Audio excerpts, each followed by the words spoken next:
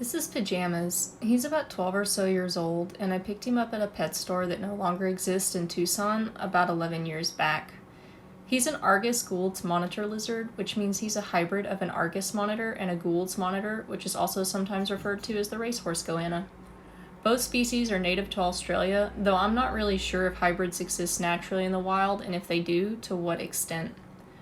I wanted to do a voiceover because I racked my brain about how to do a video to answer questions regarding him without missing out on doing what he just naturally does. For example, here you can see him testing the limits of how comfortable he is regarding the distance from me. He'll explore outside my office a moment before heading back inside, almost as if to check in. He knows I will not harm him, so he sees me as a point of trust. Make no mistake, he holds no real affection for me, and they're unable to process that level of emotion, but that's pretty okay. I vibe with it.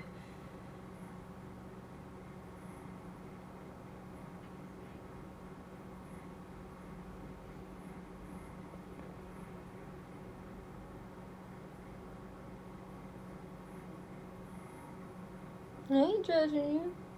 I'm going about your business. Thank you. It's not to say that monitor lizards are dim-witted or stupid. They just hold a different level of intelligence than a cat or a dog. They're really crafty, and I find them figuring out routines or inconsistencies with my day a lot more than I find my African Grey doing it.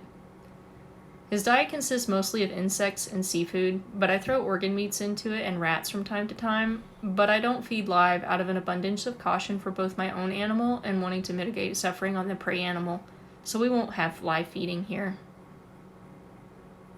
Is that where you plan to stay? No? Okay.